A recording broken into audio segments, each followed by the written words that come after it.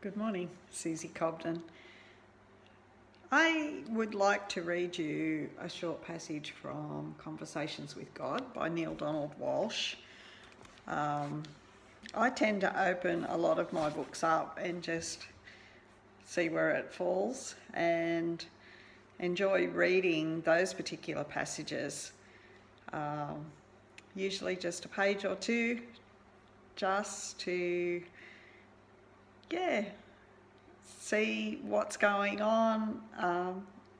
These passages tend to be quite pertinent in my life or answering questions that I may have. But this passage this morning I found particularly interesting. So here we go. If you believe that God is some omnipotent being who hears all prayers and says yes to some and no to others, or maybe, or not now, to the rest, you're mistaken.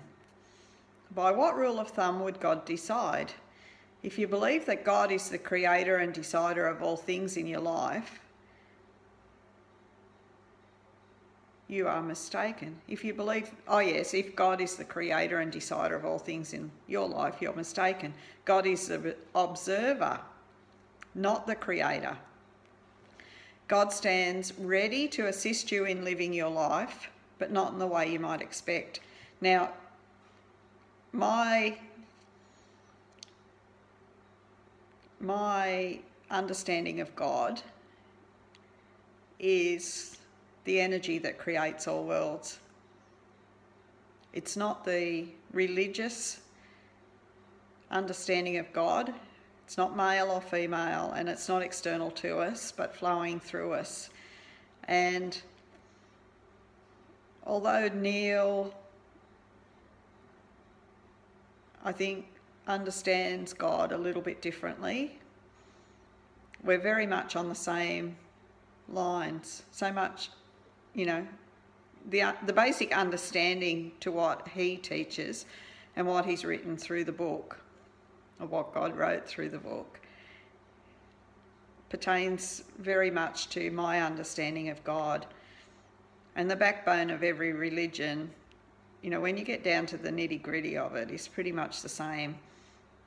There are differences, and I think those differences have developed out of the churches. But anyhow, let's get on with the book.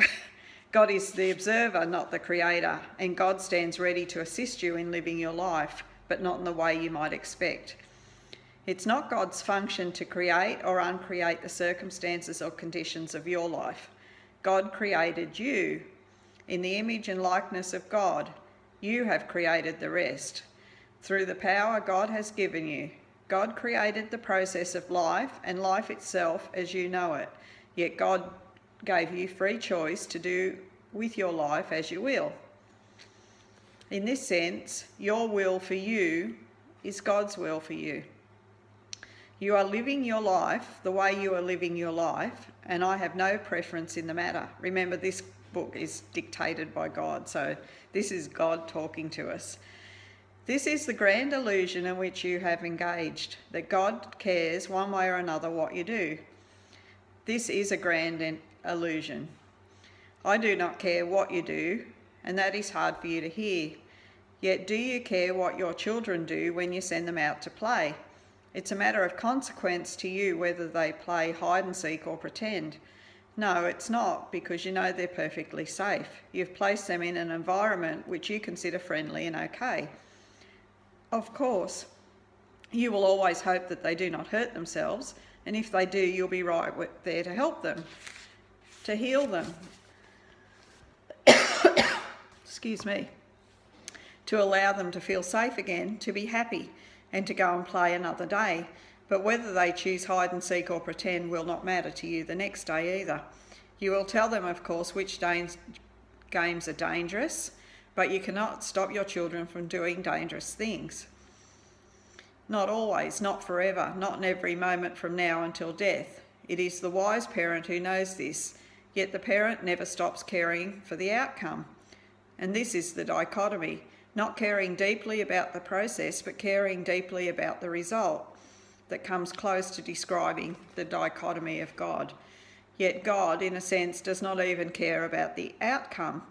not the ultimate outcome. This is because the ultimate outcome is always assured. And this is the second greatest delusion of man, that the outcome of life is in doubt. It is this doubt about the ultimate outcome that's created your greatest enemy, which is fear. For if you doubt outcome, then you must doubt the Creator. You must doubt God. And if you doubt God, you must live in fear and guilt all your life. If you doubt God's intentions and God's ability to produce the ultimate result, then how can you ever relax? How can you ever truly find peace? God has full power to match intentions with result. You cannot and will not believe this, even though you claim that God is all-powerful. And I believe that God lives in each of us, so it's each of us that is all-powerful. Not the human self, but the inner being self, which we have full connection to all the time. And so you have to create in your imagination a power equal to God in order that you may find a way for God's will to be thwarted, so that you have created in your mythology the being called the devil. You have even imagined a God at war with this being, this devil. Finally, you actually imagine that God would or could lose the war. All of this violates everything you say you know about God, but this doesn't matter. You live your illusion and thus feel your fear, all out of the decision to doubt God. If you doubt yourself, then you're in that fear. You're going into that fear of that there's something else outside of you that has control, that you're not powerful enough. But what if you made a new decision? What then would be the result? I tell you this, you would live as the Buddha did, just as Jesus did, and did every saint that you've ever idolised. Yet, as with most of those saints, people would not understand you. And when you tried to explain your sense of peace, your joy in life, your ecstasy, they would listen to your words but not hear them. They would try to repeat your words but would add to them. They would wonder how you could have what they cannot. And then they would grow jealous, and soon jealousy would turn to rage, and in their anger they would try to convince you that it is you who do not understand God. And if they were unsuccessful in tearing you from your joy, they would seek to harm you. So enormous would be their rage. And when you told them that it does not matter, that even death cannot interrupt your joy, nor change your truth, they would surely kill you. Then when they saw the peace with which you accepted death, they would call you a saint and love you all over again. For it is the nature of people to love, then destroy, then love again, that which they most value. But why would we do that? All human actions are motivated at their deepest level by one of two emotions, fear or love. In truth, there are only two emotions, only two words in the language of the soul. These are at opposite ends of the great polarity which, when I created, produced the universe, your world as you know it today. These are the 2 points, the alpha and the omega, which allow the system you call relativity to be. Without these 2 points, without these 2 ideas about things, no other idea could exist. Every human thought and every human action is based in either love or fear. There is no other human motivation, and all other ideas are but derivatives of these 2. They are simply different versions, different twists on the same theme. Think on this deeply and you will see that it's true. This is what I've called the sponsoring thought. It's either a thought of love or a thought of fear. This is the thought behind the thought behind the thought. It is the first thought, it's the prime force, it's the raw energy that drives the engine of the human experience. And here is how human behaviour produces repeat experiences. It's why humans love and destroy and love again. Always there is a swing from one emotion to the other. Love sponsors fear, sponsors love, sponsors fear. And the reason is found in the first lie, the lie which you hold as the truth about God, that God cannot be trusted, that God's love cannot be depended on, that God's acceptance of you is unconditional, that the ultimate outcome is thus in doubt. For if you cannot depend on God's love to always be there, on whose love can you depend? If God retreats and withdraws when you do not perform properly, will not mere mortals do so also? And I think that's when we are not in alignment with our higher self, it's really difficult, to feel that love, that energy. And I know in my years of coaching others that,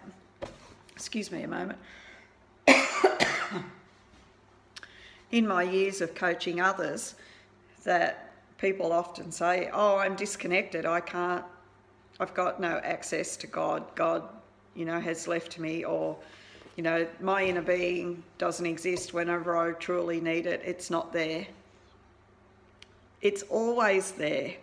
The thing is, when we go into those lower emotions, fear or love, when you go into the fear end of things, we're not in alignment with our higher self. It hasn't left us. It's still standing right there with us, but we can't feel it, and it makes us feel alone. And if we can remember that we are actually connected, and all we've got to do is move into a place of either higher thought or no thought, and often at that point no thought is easier, then we can reconnect.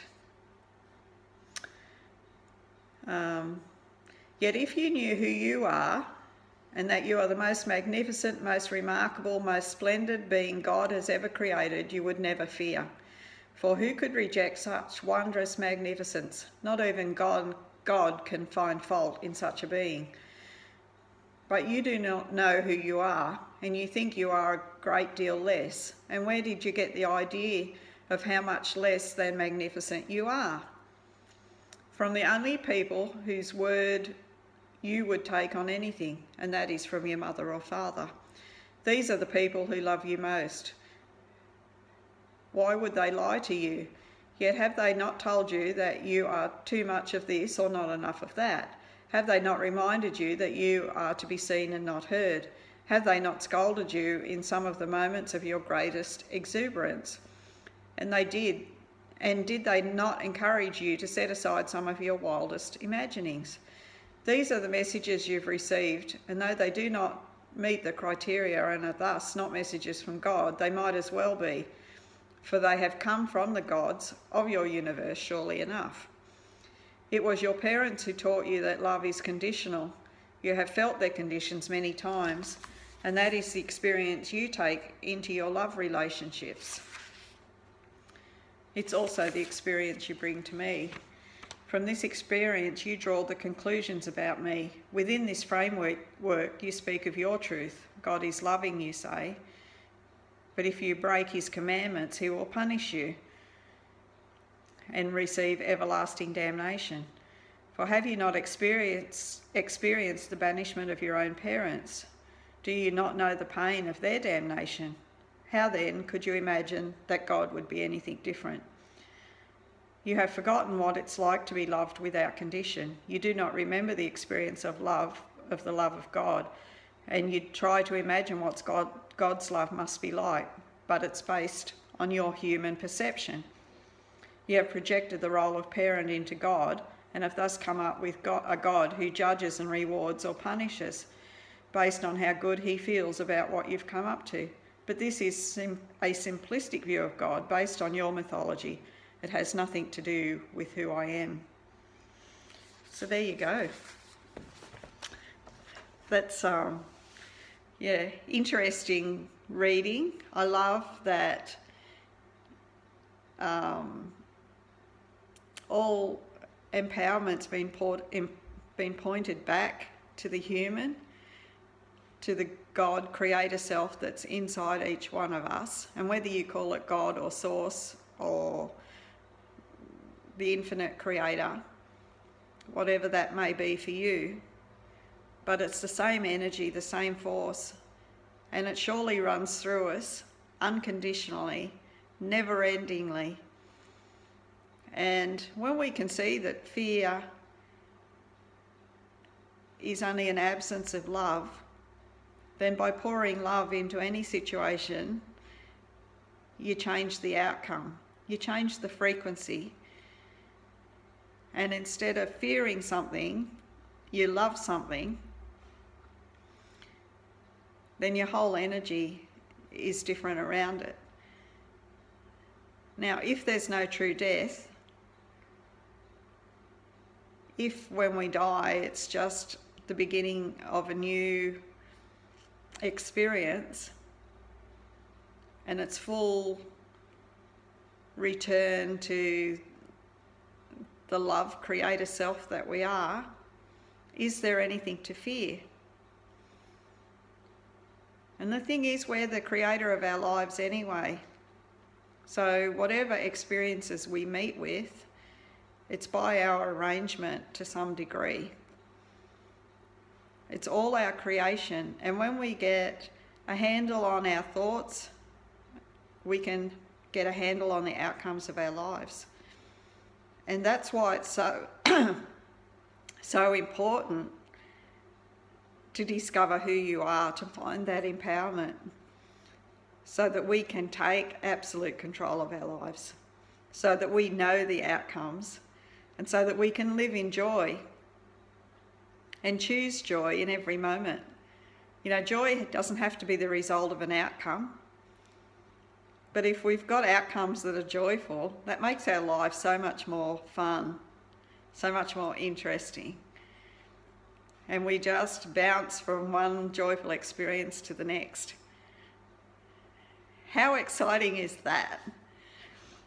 Anyway, that's quite long enough for today, and I will chat with you all tomorrow, no doubt. Bye for now.